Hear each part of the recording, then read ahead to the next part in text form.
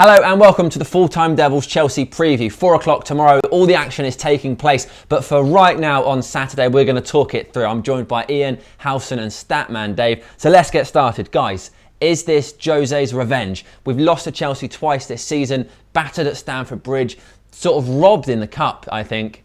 Is this an opportunity for him to look at those players that played for him, to look at the fans that once cheered his name, that now call him Judas, and, I don't know, notch up something for himself? Howson? Did he actually call him Judas? Is that yeah, legit? They chanted Judas. Right, so in case you weren't aware, at the FA Cup quarter final, was it? When we lost 1-0, they were chanting Judas, Judas, Judas. And in the press conference afterwards, he was asked about it, and he said, well, until somebody wins 4 League Cups, I'm number 1. So until someone comes along, Judas is number 1. And if someone wins 4 or 5, then Judas becomes number 2. But for right now, Judas is number 1. That was his quote. Did they forget that they sacked him? The crowd. Yeah, they sacked him twice. Yeah, did they forget that? I think they... Not sure they quite understand the whole Judas reference. Not I think they're getting a little bit confused. The values and morals of Chelsea fans. It's and also like who they allow on trains. But yes, I think this is an opportunity for Jose Mourinho to be giving his revenge to the numpties that are the Chelsea FC fan base. I'm not sure he's going to get it, though. I think we haven't beaten them in 5 years, I think. Not beaten them at Old Trafford in 6. Not really holding out for a victory tomorrow, I'm sorry to say. That is disappointing. Dave, Mourinho says this is just another game. Do you think he really means that, or do you think there's more to this? I think there's definitely an eye on the Thursday night game at Anderlecht at home. I think that's the massive important game for United in this next week. But obviously, momentum-wise, it's good for United to get on a good run. So a performance against Chelsea would be quite pivotal in that. I thought United played very, very well in that FA Cup game before the red card. I thought defensively they were fantastic up against Costa, Pedro and Hazard. They defended well. Phil Jones, especially on Eden Hazard, did really well. Whenever Hazard got going, it was on the other side of the pitch, not on Phil Jones' side of the pitch. Obviously, he's out injured. I think for Mourinho, he needs to match the formation, simple as that, and just play Chelsea at their own game, sit back and look to hit them on the counter-attack. Makes sense. Now, Ian, first preview of the series. Yes. How you doing? I'm fine, yeah. Excellent, right. Let's crack on. Everyone's got a really complicated question, and my question is just going to be, are you okay? I'm like, yep. Anyway, still taking the medication. Good. Ian, how important do you think this game is in the grand scheme of things, in the race for top 4, in Mourinho versus Chelsea, in Chelsea's pursuit of the Premier League title? Bring all of that to us. So I think basically I think the top 4 isn't as far away as people say it is. If we'd sort of got a win instead of one of our draws, or 2 wins instead of a draw, we'd be in a pretty commanding position where if we win our games in hand, we're on equal points with Liverpool, we're 1 point away from City. There's still a fair few games left. It's certainly not a great position, but it's a real skirmish between everyone. So I don't think we're as far out of it all as people suggest. But I think if we lose against Chelsea, then the best bet then becomes the Europa League. But I just think it's dangerous to put all your eggs in the Europa League, because then something can happen like it did with Anderlecht, where they get an equaliser, and if you lose, you're gone, rather than just trying to build some momentum when Arsenal and Liverpool are seeming pretty shaky and stuff. It's not. I don't think it's unrealistic that we can make the top 4 over Liverpool in particular. You're a man with strong opinions. Weigh in. Do you agree with what Ian's saying? I think we can finish inside the top 4, and I agree with Ian. I don't have an issue with the Europa League in of itself. What I have an issue is of people demanding that we've concentrated on it since October, when the league... but it's shown now that the Europa League is the only way in. It's simple as that. It's not the only way in, Dave. We're not in the top 4. That's retarded. I thought you were into stats. We're not in the top 4. The stats show that there's 2 ways in. Simple. There is 2 ways in. Now, it might not be very likely that we get into the Champions League by finishing in the top 4. But how ridiculous is it if you go, do you know what? Let's throw away top 4. The form the rest of the other teams that are in as well gives us hope, for starters. But let's say, we'll forget about the league. We're not going to get into the top 4. Let's concentrate on Europa League. And then we lose to a last-minute goal. Nice one. We came 5th or 6th. and then we lost in a final. It's all well and good saying, yeah, let's do this in Europa League, but this is football. This isn't certainties that we're talking in. We have to spread our bets. We have to place emphasis in as many places as we can, places that are going to get us Champions League. At the moment, for me, it's still just the league ahead of Europa League. As soon as we get to the semi-finals or the final, that might switch, and it might be like, yes, this is going to be our best chance of getting into the top four. But while there's so much football to play, while there's so many injuries at Liverpool, while City are so inconsistent, and we've got to go and play them, the chance is in our hands to get into that top four. So why are we even talking about dismissing the best competition, the Premier League? I do think as well, like, it's just a bit depressing as a United fan when we're saying, like, let's concentrate on Europa because that's our only chance. Because realistically, we should be looking to beat teams like Chelsea and City, and maybe we're not. Maybe you can say United are still going through this transition stage, and they're not as good as Chelsea at the minute, and all that kind of stuff. But Chelsea finished so poorly the previous season and are now like at the top, and we've made like some incredible signings. I think if we have another transfer window, bringing in 3 or 4 players, there's no real excuse for not being a team that can challenge for the title, unless you're saying Mourinho's just made like 8 wrong signings or something. So I think when you've got like your competitors like City still to play, the top 4 is definitely a possibility. I do think that the Europa League's probably the best chance. It just feels a bit depressing as a United fan to just be like, we've got to concentrate on one competition. We should be winning them all like the bloody treble. Well, I don't know if it's because it's Easter, but people in the comments are getting very excited about eggs. So House Mash says, Dave, you're talking rubbish. Why put all our eggs in 90 minutes of football by our standards? Whereas, hang on Dave, before you react, Fudgy FC says, spot on Howson, no point putting all our eggs in one basket quite yet. Does anybody have any opinions on where we should be placing our eggs? I don't even like eggs. I don't even know where my last basket was. So what are you talking about? I just think that the Europa League, it's not just 90 minutes of football. There is, it's 180 up until the final, then the final's the final. We've seen what Zlatan can do in finals already this season. Absolutely destroyed Southampton on his Todd. The rest of the United players didn't really show up. Beat us 2-1 at home though. It's over. We've got an away goal in a European competition, which quite frankly puts United in a very, very good position. They can sit back and they can counter-attack, which will fall into the hands. And if I can add, in a good position because we're playing Anderlecht, who I might look stupid for saying that, and that's fine. But they are not necessarily the strongest side in Europe, are they? So we should feasibly overcome them. All right, well, it doesn't work like that, does it? Football does not work like that. It's true. They're coming to Old Trafford for what could conceivably be one of the biggest games in their club's history.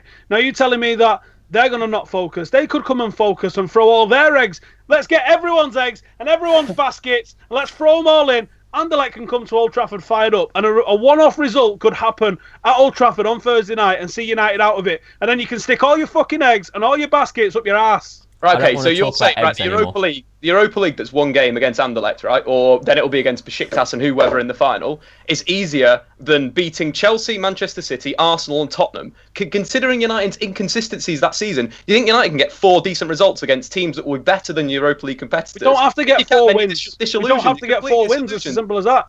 Okay, I'm going to interrupt you. I'm going to interrupt you. I'm going to interrupt you because you're shouting at each other. Many games is left. Ian, you sort of started this by saying top 4 feasibility. You didn't want to put your eggs in the Europa League basket. However, Utkarsh Tinpin says our games in hand are away in the league, so the Europa League should be the priority. Do you think that's fair? Well, I mean, we're away at City, Arsenal, Tottenham. Games, I think. Yeah, I mean, away games are important, but still at the same time, if you are going to win the league, and it just feels a bit like I don't know. I do think it is more difficult away, but when you're like a top quality side, you don't want to be saying like, "Oh, we can't win because it's not where we usually play." It's just like you should still be able to get a result. I think like it's going to be difficult, but even if you're drawing against those teams, you're halting their progress as well. And I don't know. I just think when you see that we've drawn against sides like Burnley and like lower sides in the Premier League, I think then when you're facing like potentially facing teams like I don't know, even like Schalke or Ajax, who maybe aren't doing like incredibly well, but they're still like they're probably you would probably expect them to beat Burnley. So it's just like the inconsistency is just all over the place for United. So I just don't really feel confident in any competition. So I don't feel confident like that they can just say, oh, well, let's concentrate on this, and then that means that we'll win it. But yeah, I don't know. I do definitely think that we're a couple of results away from discounting the Premier League, especially if like we beat Anderlecht. Then yeah, you have to. When you're in the semi-finals, I think you have to go for it. Okay, I'll just quickly point out that from the game on Thursday, Adam McCullough was there. He did a wonderful vlog, sort of his journey, and you can see it. Watch it. It's on FullTimeDEVILS. Guys, I think we're getting slightly sidetracked by the Europa League. Should we focus a bit more on Chelsea and the key battles that will win this game? And Herrera versus N'Golo Kante. Is that the battle of this match? Is that where this is win or lost, Dave? Won or lost? I think it's one of the battles on the pitch. I think they're different players. I think there's a lot of comparison between them in terms of how they wing the ball high up the pitch, but it's very much a different way. You know, Kante is the tackler. He's won more tackles than any other player in the opponent's half this season in the Premier League. Herrera's a little bit different. He's more of a jumper in a way. He jumps out and intercepts the ball, and he's intercepted more balls than any other player in the Premier League in the opposition's half. So they're different players, but I'd argue that Ander Herrera is a more complete footballer than N'Golo Kante. And N'Golo Kante is specialised in winning the ball back. That is his job, working up and down, covering distance and covering ground. Ander Herrera is better on the ball, you know, in terms of his passes completed in the opposition's half, more than obviously Kante. He's created more chances than Kante, got more assists than Kante. It's one of these things where Kante's so good at his specialised position, but Ander Herrera, for me, is 100% a better footballer all round, and he's become a real asset to this United team. Okay, Howson, do you agree with that? Yeah, I do agree. Yeah, Kante is an absolute specialist at the one thing that he does, and he does it probably better than most, if not all, players in European football. What I think is weird when you say Herrera versus Kante is a key battle. Mm-hmm. How do you stop Kante? You can't really stop Kante because he's a guy that's stopping. You can't stop a stopper unless you just completely take him out of the game and foul him and kick him and this, that and the other. In the modern game, that doesn't really happen anymore. You have to sort of neutralise him by playing in a style that doesn't really suit his defensive qualities. And I think the way you do that is to really hit them on the counter with, I hate to say it, long balls into the channels, and sort of miss out that midfield part. Forget about having a number 10 because Kante's going to stop that. Forget about trying to play through the middle because Kante will stop that. I think you have to hit them hard and you have to hit them. When you're free at the back, it's difficult to try and go through the middle because you have the two centre-halves either side of the one in the middle that are dealing with what's coming at you, and the guy in the middle's a real organiser. When it's down on the flanks and you're using pace, you can get in behind them. And I think that Marcus Rashford would be an absolute asset. Mkhitaryan, Marshall, these players would be an absolute asset against a team like Chelsea. And I don't think you can really think that you want to stop what Kante does, because it's not like he's going to rampage through the middle and score goal after goal after goal. It's not his game. So I think to stop him, you have to just neutralise him by taking him out. And I think that's where we concentrate on what we can do more than what he can do. Okay. Ian Smith. Do your thoughts align? Yeah, well, I guess... Basically, yeah. I mean, I kind of wish that United signed Kante because he seemed for the effect he has on a team. Like, would he cost like 30 million? It doesn't really seem like a lot to pay for what he brings to a team, and it's hard to know how much effect he's had on the Chelsea team. That if it wasn't for him, like if they would have still be where they are. But yeah, I do think there's a point of like of going to the wings and using the pace of like someone like Martial, like last season, and some of the flashes he's shown this season when he's running at people and taking them on and just avoiding those kind of battles in the middle of the park and stuff.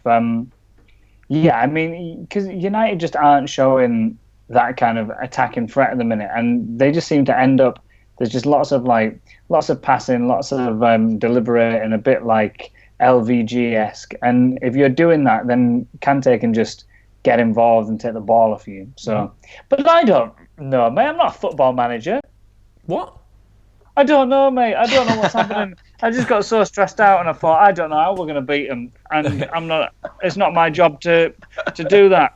Well, it's my job to shout and say funny stuff. I'm out of my depth. Well, I'll try and move the conversation on for you. Dave, if not Kante versus Herrera, where are the battles? Who are the players that will win and lose this game? I think first up, you've got to deal with Eden Hazard. if United do go to a back three and it is one of those centre-backs stepping out like Phil Jones did and sort of doing a bit of a man-mark job on Eden Hazard, I think that could be quite effective. But also the wing-backs as well. We saw how Antonio Valencia did a really good job on Alonso in the game, really stuck to him man for man and beat him. Absolutely dominated him, and that's another key battle on that sort of left full-back, right wing-back for Manchester United, because we've seen how good Alonso's been at getting into the penalty area, arriving late and scoring goals. But I think all over the pitch, there's battles absolutely everywhere. You think about David Luiz versus Zlatan Ibrahimovic, that's going to be an absolute cracker. And of course, Marcus Rashford, and whoever plays with Marcus Rashford, be it Mkhitaryan or Martial, versus those two outside centre-backs, like Howson was sort of saying. That's going to be such a key battle for Manchester United on the break. Okay, Howson, it's just been suggested in the comments that the man to start is Pogba, obviously a start, Fellaini. Probably will start, and our win percentage when Fellaini starts is actually awful versus when he doesn't start. And I would prefer us to go with a more mobile midfield, but he's in my starting 11 purely because I'm trying to win the points and try and get what Jose is trying to pick. But I think if we went with someone a bit more cerebral, like a Daley Blind in midfield, alongside Pogba and Herrera, and just use them for their energy, if Michael Carrick isn't going to be selected. And I just got a weird inkling that he's not going to be selected, and I'm not sure why. Just don't think he's going to be. I do think it probably will end up being Fellaini, but I think Fellaini's more useful in the final third. I don't think he's very good at being a controlling midfielder. He's not, he's not Keane, he's not Gattuso, he's not Pirlo. Certainly he's not a defensive midfielder, and he's not got the positional discipline. He hasn't got the defensive nous, as we've seen when we've conceded a couple of goals, especially Thursday night. He looks over, he sees the man coming behind him, and he's like, I'm not going to pick that up. That's obviously somebody else's job. And allows the guy in to come and score the equaliser. He's not a defensive player. In a game of this level against Chelsea, you need players that are going to be actually taking the game to Chelsea and putting them on the back foot. And Marouane Fellaini is not that in the position that is being deployed by Jose Mourinho. He can be that if you play him in the final third, but we've got better players to play in and around the number 10 position. Okay, I'm going to keep asking you questions about Fellaini because I know you enjoy it. You suggested earlier that this should be perhaps an opportunity to play long ball football to try and avoid Kante. So would you deploy Fellaini in the further end of the field with that in mind? No, because I think we're probably going to end up... Do you want me to just give me starting 11? No, we're not there yet. Okay. I'm asking what you would do. I'm not asking you to predict. I'm asking what you would do. Right, well, if you want to... I know that in people's heads you think, long ball... Let's play someone like Fellaini who can get on the end of them long balls. But when you're playing a long ball against a team like this, you're looking for pace. You're not looking for a long ball played into a mass full of bodies, because that's not what you're trying to achieve. You're trying to achieve when they've got the fewest players in the pitch. They have a high line with that three-man defence. You want to stretch that and get in behind them. And you want to play balls into the channels. And playing balls into the channels, you need someone with pace who's going to get onto the end of them. And the people that are going to get onto the end of them is Martial, Rashford, or Mkhitaryan. Zlatan doesn't get onto the end of them. Mata, if he was playing, doesn't get onto the end of them. There's nobody else in our team really that can get onto the end of them apart from Rashford, Martial, or Mkhitaryan. So you want to be playing balls in behind those centre halves and trying to get someone quick onto the end of them. There's not going to be a period like we see in most of the league games at Old Trafford where we're camped in their third, just trying to lung balls in all the time, because they're going to have as much possession as we're going to have, and it's going to be quite an open flowing game. United need to take advantage of that transition between defence and attack and getting behind them quickly and try and capitalise and actually be clinical for once. And if we are, we've got a chance of winning. Okay, I like that. Do you agree with that, Dave? Yeah, no, I couldn't agree more. I think Marouane Fellaini in this game would pretty much be nullified by Gary Cahill. Gary Cahill's been so good at coming out and dealing with target men. You think of the West Ham game in recent weeks where Andy Carroll was up against Gary Cahill. Gary Cahill had a field day, just destroyed him airily on the ground, absolutely everything. So I don't think Marouane Fellaini should be played in this game. I think his form's been pretty poor in recent weeks, to be quite honest.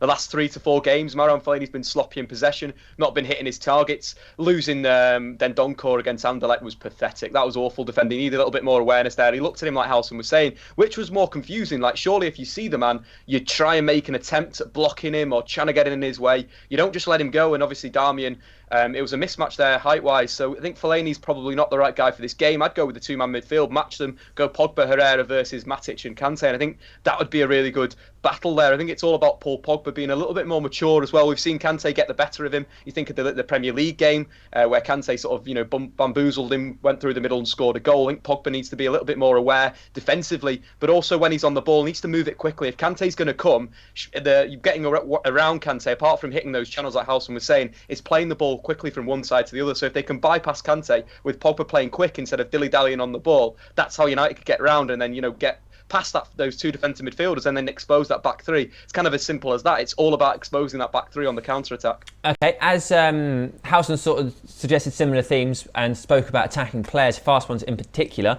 Dave, here's a question for you. 2 comments right next to each other from HB421. Martial will just run into the defender, followed by Siddharth Balin. Play Martial. Do you think form is relevant in big games like this? Because against Anderlecht, Martial did not have a lot of luck.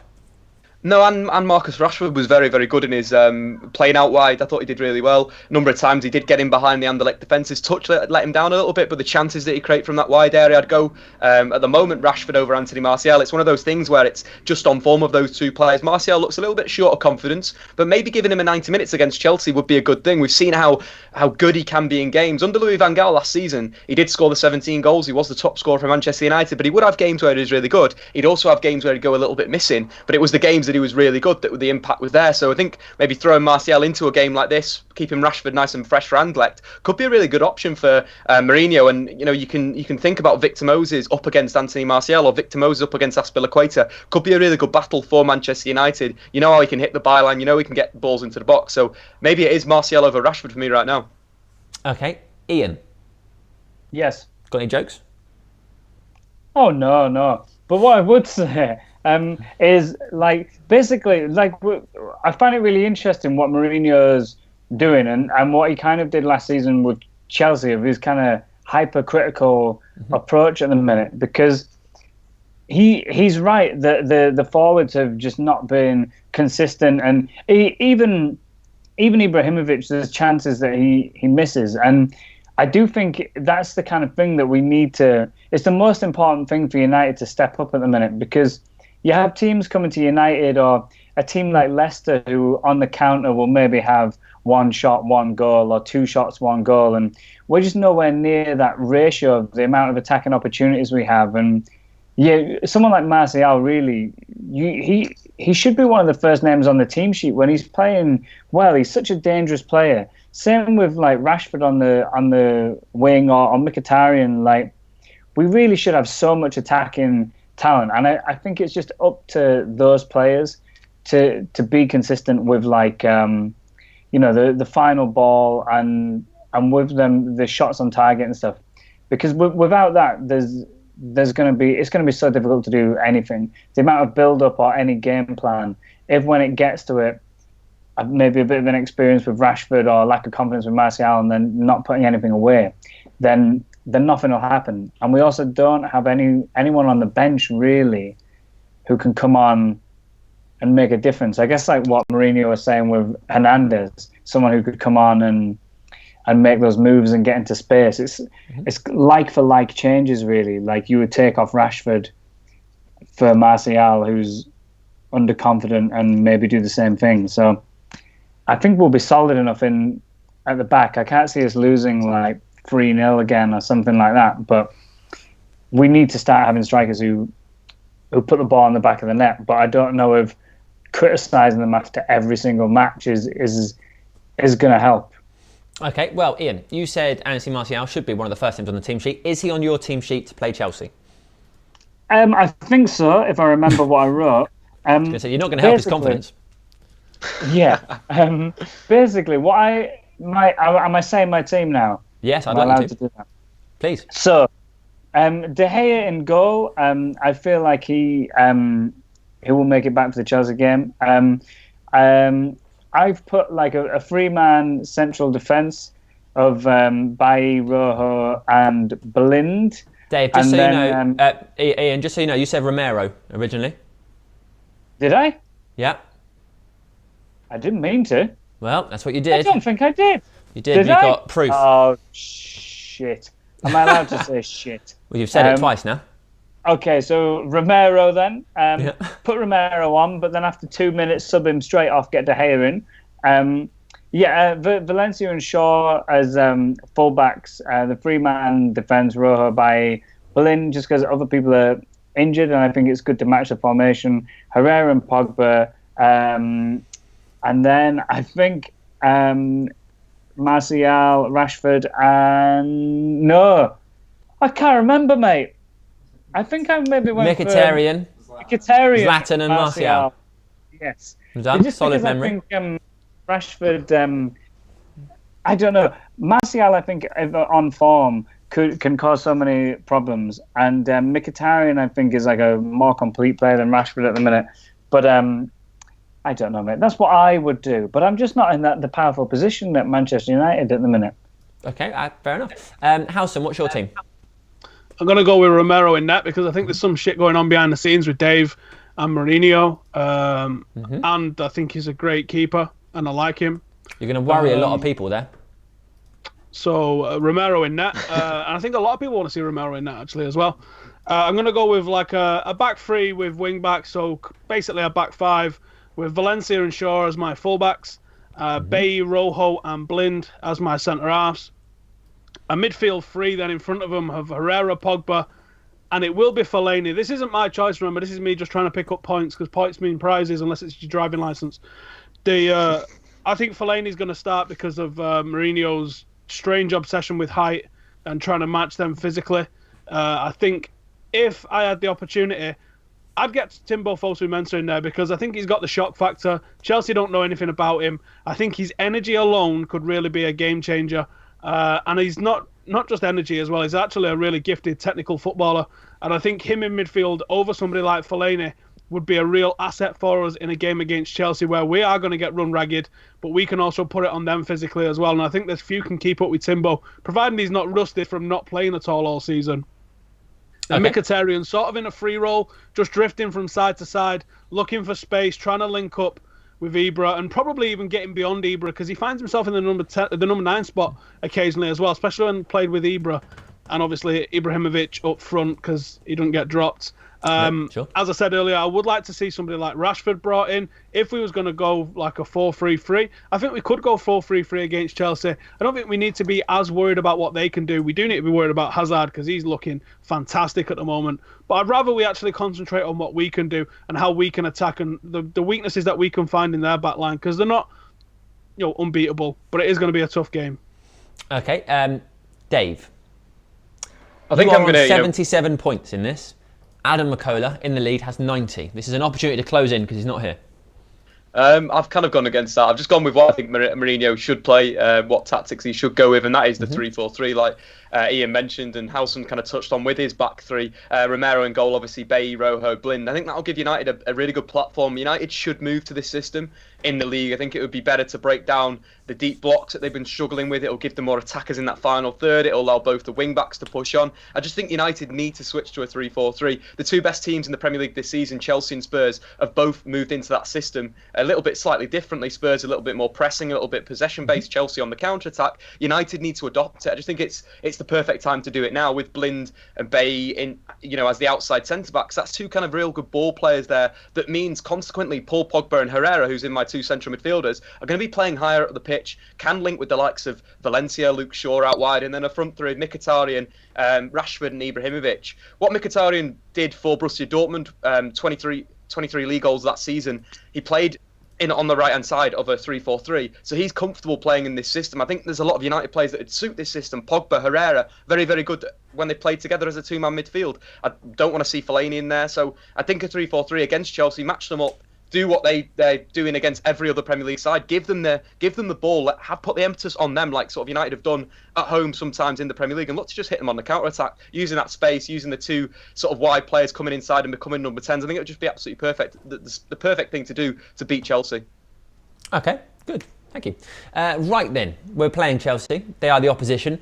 What can you tell us, Ian, about Chelsea? What are the concerns you have from them and their players? My concerns is that they seem to be very good and are currently at the top of the Premier League. Yeah, well, I mean, they're just playing very well. Like Conte, it's so embarrassing that like after the first like 4 or 5 games or whatever, people were calling for him to be sacked. He's clearly a very good manager who motivates his squad. Like, it's crazy as well that you keep hearing him linked to defensive signings, where his defense already seems like very, very solid. Hazard obviously is playing like incredibly well. Someone like Costa is always dangerous, I think, especially in like big games because he's just a again, I don't know if I can say this, he's just a bell end. And he's the sort of person who was just going to, like, come into a game and just, like, punish you just because I think he must just, he just loves being a bit of a bell end. But they've just got a very, very strong squad. Kante obviously has made, like, a big impact, and he can just break up plays if they try and go too slow. But really, like, they're just playing very well as a team. I think with United, sometimes you feel like someone like Pogba doesn't have faith in the rest of his teammates. Like, he seems like a bit slow in looking for balls to play. Like, they still don't seem to kind of have the same sort of flow or drive as like a Chelsea team. I think they're just a very well-oiled machine. I'd call them a machine. Nice. Machine. Nice. Shows respect. Howson. Sam. Yes. Machine. Thank you, Ian. From the machine. Good. Howson, do you think Mourinho will try something new to cope with their back three, or anything you would do because it's a back three? We touched on it earlier. How would you approach, I think he will try something new. I have been impressed with how tactically fluid he is to match the strengths of other teams. And I thought we looked great against Chelsea prior to Herrera going off. And I thought the big mistake was bringing off Mkhitaryan for Fellaini, but I completely understand why we needed to do it. 10 men against Chelsea in the form that they was in. It was a hide into nothing, really. But I think he probably is going to go with what he had in mind for the quarter-final of the FA Cup. I think he's probably going to try that again. I would like to see him mix it up and maybe go and throw something else in the mixer. Like I said, maybe someone like Timbo, possibly somebody like Rashford, that you give him no defensive duties whatsoever. You just say, you hang on the last man, you hang off the corner of one of these wider central defenders, and we're going to just pump balls into an area, and you will get on them, because that's what Rashford does.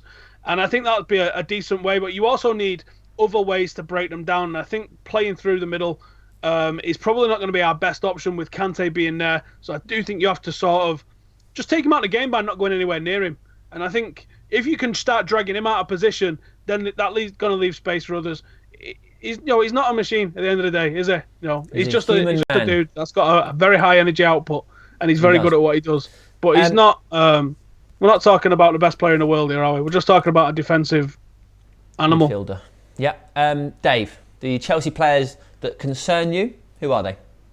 There's a few machines in there, I'd say. Eden Hazard, obviously one machine. 14 goals in the Premier League this season.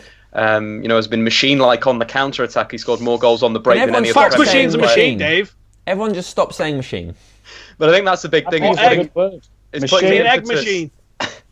It's putting the impetus on Chelsea and making them play out the back. One player that's been very good at doing that, obviously, is Azpilicueta. People laud David Luiz for his long passes, but it's Azpilicueta that keeps things ticking along. He's completed more forward passes than any other centre-back in the Premier League. He's also won the most tackles in that category. But what he does is he does build the play up for Chelsea slow, and he is kind of good at going forward. He's a right-back by trade, so if he can get into Manchester United's half and cross, could be a bit of a danger. We've seen a few goals coming from sort of balls from deep to Costa. So something United need to be aware of, whether it's Rashford playing on the left-hand side or Martial, that Azpilicueta needs to be pressurised deep in Chelsea's half, but also if he's coming over the halfway line, got to get on him and close him down and force him into a short pass over looking long. So I think there's a few things that United need to do, but they're the sort of two main attacking weapons, Azpilicueta and Eden Hazard.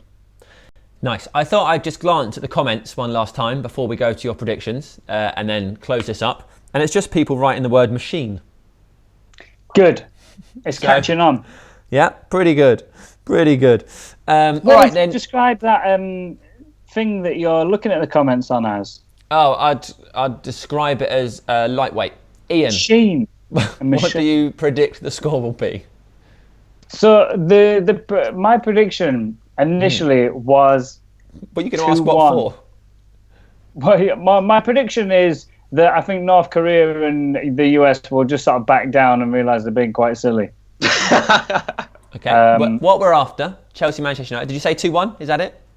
I think 2-1 to Manchester United. That was my bold prediction. I don't feel like it's very likely, but I think we've seen too many like 0-0s and 1-1s, and I think just the laws of physics. We saw too many before Christmas. We've still been loads more since. Yeah, but it's got to stop. It's got to stop. Howson. Machines. I'm going to say 1-1. I mean, that seems depressingly likely, doesn't it? Dave?